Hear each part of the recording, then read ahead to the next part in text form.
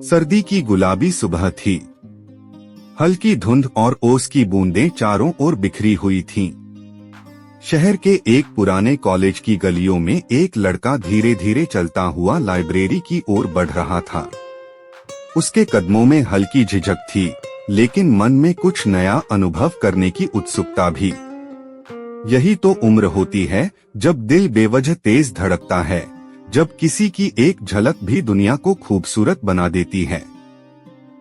यही उम्र थी राहुल की। 19 साल का लड़का जो इंजीनियरिंग के पहले साल में था।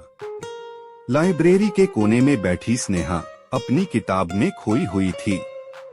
लंबे घुंघराले बाल, गहरी काली आंखें और एक हल्की सी मुस्कान जो उसकी हर हरकत में समाई हुई थी। राहुल की नजर उस पर पड़ी और कुछ सेकंड के लिए वक्त जैसे थम गया।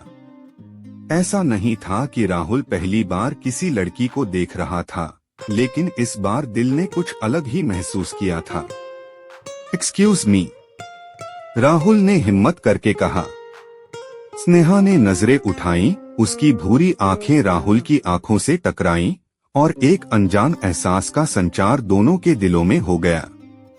हाँ, उसने हल्की मुस्कान के साथ जवाब दिया। वो यह सीट खाली है? राहुल ने झिझकते हुए पूछा।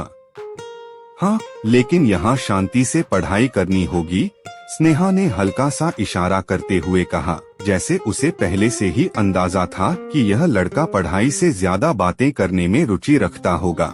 राहुल ने बैग रखा और किताब खोल ली, लेकिन ध्यान किताब पर नहीं था। वो चोरी चोरी स्नेहा को देखता रहा।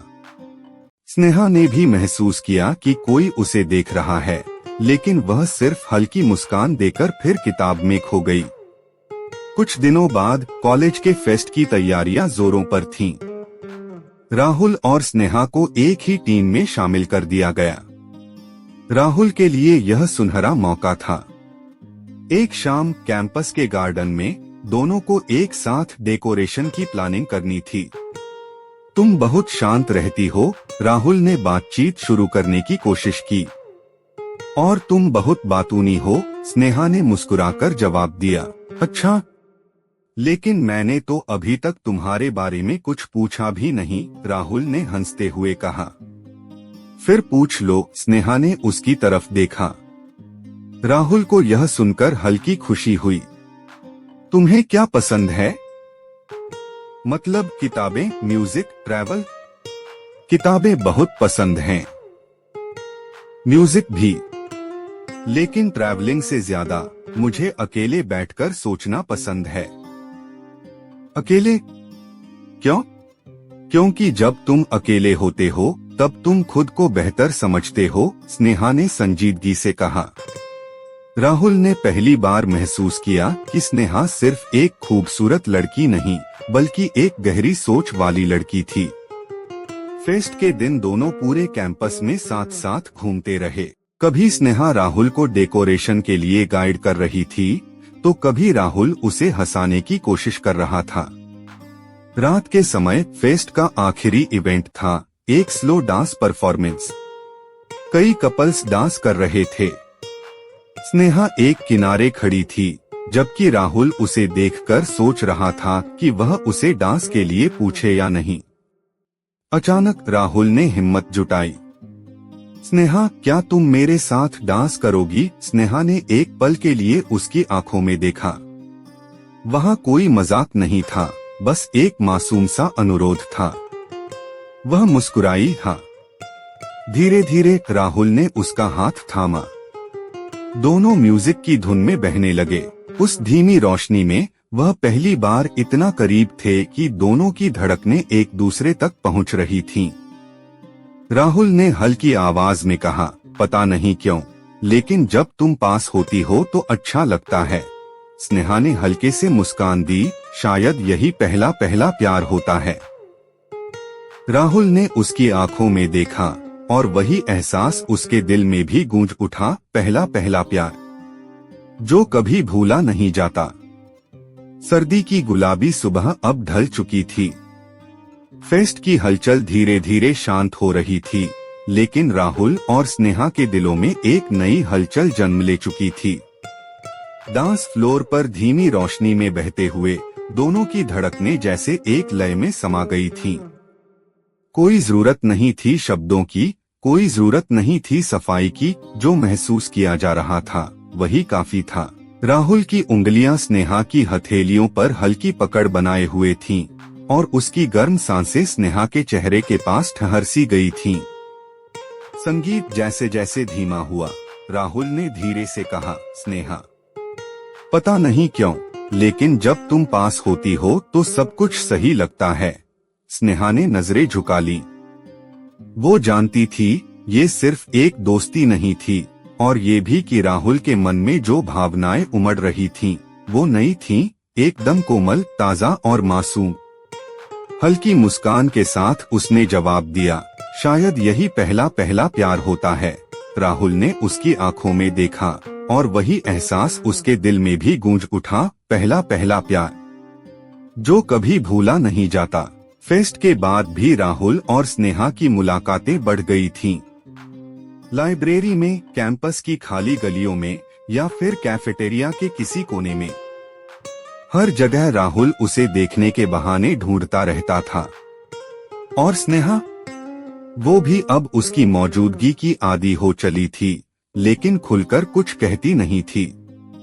एक दिन राहुल ने स्नेहा को लाइब्रेरी में अकेले बैठे देखा। उसके हाथ में वही किताब थी जो उसने पहली बार देखी थी, love in the time of cholera. Rahul हल्की मुस्कान के साथ उसके पास बैठ गया। फिर से वही किताब। स्नेहा ने उसे एक पल देखा, फिर हल्की हंसी में कहा, क्यों? मुझे पसंद है।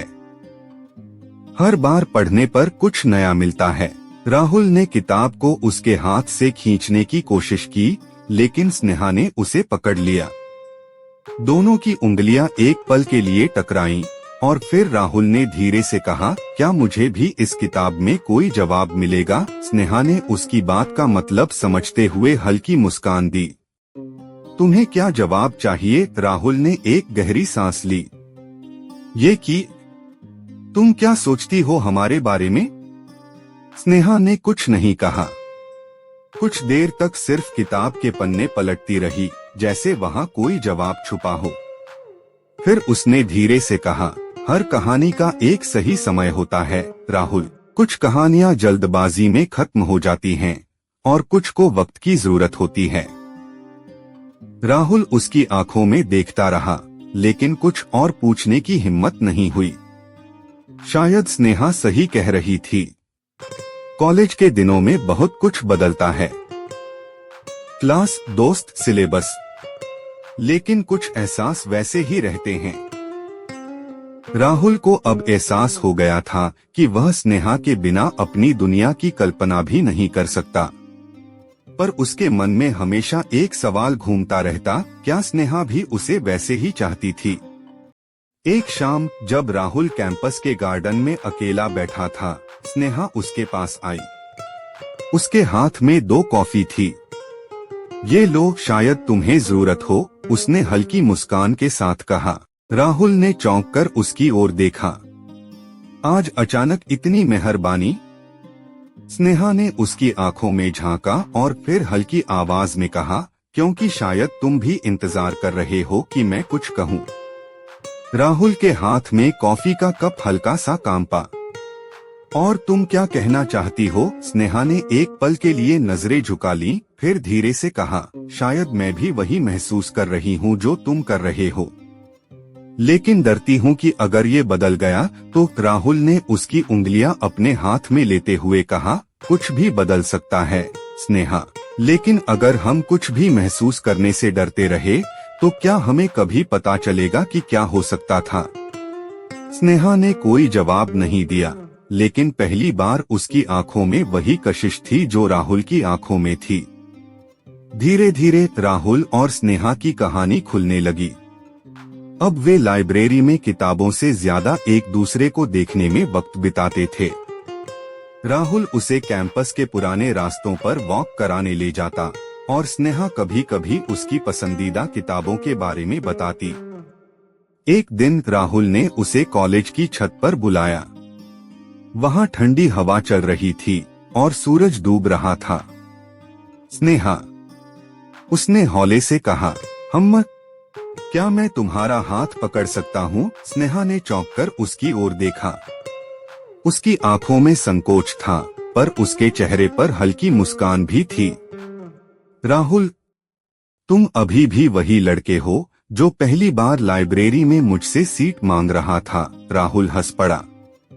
हाँ, और तुम अभी भी वही लड़की हो जिसने कहा था कि यहाँ सिर्फ पढ़ाई होगी। स्नेहा ने हंसते हुए धीरे से अपना हाथ उसके हाथ में रख दिया।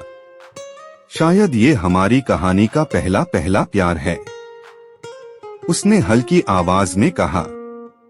राहुल ने उसकी उंगलियां हल्के से दबाईं और मुस्कुरा दिया। हाँ, और ये कभी खत्म नहीं होगा। सर्दियों की वो शाम जब राहुल और स्नेहा छत पर खड़े होकर ढलते सूरज को देख रहे थे, उनकी कहानी के एक नए अध्याय की शुरुआत थी। राहुल ने स्नेहा का हाथ थामा था और स्नेहा ने भी बिना कोई विरोध किए उसे थामे रखा था। लेकिन दोनों के मन में सवालों की एक लंबी श्रृंखला थी। क्या यह बस कॉलेज की मासूम दोस्ती थी या फिर कुछ और गहरा? अगले कुछ दिनों तक राहुल और स्नेहा के बीच चीजें बदलने लगीं। अब वे पहले से ज्यादा समय साथ बिताने लगे। क्लास के बाद लाइब्रेरी जाना एक बहाना बन गया। असल में तो वे बस एक दूसरे के साथ रहना चाहते थे।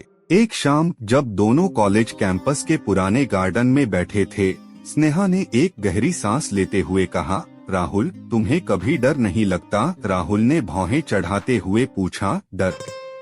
किस बात का? इस एहसास से कि हम जो महसूस कर रहे हैं वह कहीं सिर्फ एक खूबसूरत भ्रम न हो। राहुल कुछ पल के लिए चुप रहा, फिर हल्की मुस्कान के साथ बोला, स्नेहा, अगर ये भ्रम भी है तो मैं चाहता हूँ कि ये हमेशा बना रहे, क्योंकि जब तुम मेरे साथ होती हो तब सब कुछ सही लगता है। स्नेहा ने उसकी आंखों में झांका। वहाँ कोई मजाक नहीं था, कोई हल्की फुल्की बात नहीं थी, बस एक सच्चा, मासूम और गहरा एहसास था। उसने धीरे से कहा, लेकिन राहुल, हर चीज हमेशा के लिए नहीं होती।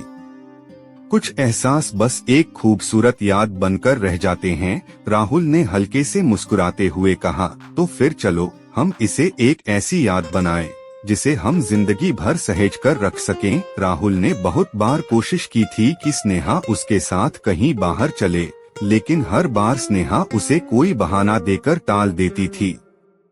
एक दिन राहुल ने बिना बताए उसके नोट्स उठा लिए और उसे मैसेज किया, अगर तुम्हें अपने नोट्स वापस चाहिए तो कल शाम 5 बजे कैफे में मिलो। स्नेहा ने तुरंत जवाब दिया, राहुल, ये क्या बचपना है?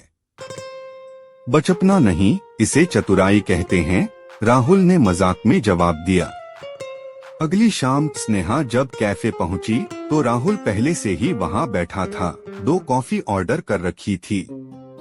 तो मेरे नोट्स कहाँ हैं? स्नेहा ने सीधा सवाल किया। राहुल ने मुस्कुराते हुए अपने बैग से निकालकर उसकी ओर बढ़ाए। पहले बैठो तो सही। स्नेहा ने कॉफी का कप उठाते हुए कहा, ये डेट नहीं है, समझे? राहुल ने मुस्कुराकर जवाब दिया, हाँ, ये सिर्फ 2 दोस्तों की मुलाकात है जिसमें एक लड़का दूसरे को पसंद करता है, लेकिन दूसरी को अभी कंफर्मेशन चाहिए। स्नेहा हंस पड़ी। राहुल, तुम बहुत फिल्मी हो। राहुल ने हल्के से आंखें घुमाते हुए कहा, हो सकता है, लेकिन तुम ही तो मेरी फिल्म की हीरोइन हो। स्नेहा हल्का सा शर्मा गई, लेकिन उसने कुछ नहीं कहा। दिन बीतते रहे और राहुल की भावनाएं और स्पष्ट होती गईं। वो अब और इंतजार नहीं करना चाहता था। एक दिन कॉलेज के बाद वह स्नेहा को लेकर उसी गार्डन में गया जहां वे पहली बार अच्छे दोस्त बने थे। स्नेहा, क्या मैं कुछ कह सकता हूँ? राहुल की आवाज में हल्का सा कंपन था। राहुल, तुम इतने गंभीर क्यों लग रहे हो? स्नेहा ने हल्के से हंसते हुए कहा, क्योंकि जो मैं कहने जा रहा हूँ वो मजाक नहीं है। राहुल ने उसकी आंखों में देखते हुए कहा। स्नेहा अचानक गंभीर हो गई। मैं तुमसे प्यार करता हूँ स्नेहा। ये कोई कॉलेज का क्रश नहीं, कोई क्षणिक आकर्षण नहीं, बल्कि एक ऐसा एहसास है जो हर दिन और गहरा होता जा रहा है। स्नेहा चौंक गई। उसके होंठ हिले लेकिन कोई शब्द बाहर नहीं आया। वह बस राहुल को देखती रही। तुम कुछ कहोगी नहीं? राहुल ने धीमी आवाज में पूछा। स्नेहा ने अपनी नजरें झुका ली। राहुल, मुझे नहीं पता। मैं तुमसे बहुत जुड़ गई हूँ, लेकिन मुझे प्यार और दोस्ती के बीच का फर्क समझने में वक्त चाहिए। राहुल ने उसकी बात को महसूस किया, लेकिन उसका दिल हल्का सा टूट भी गया। ठीक है, मैं इंतजार करूंगा, उसने मुस्कुराने की कोशिश की। इसके बाद राहुल ने कभी स्नेहा से अपनी भावनाओं का जिक्र नहीं किया, लेकिन स्नेहा अब खुद को रोक नहीं पा रही थी। रातों को उसकी आंखों के सामने सिर्फ राहुल का चेहरा होता, उसकी कही बातें, उसकी मासूम मुस्कान, सब कुछ उसे महसूस होने लगा।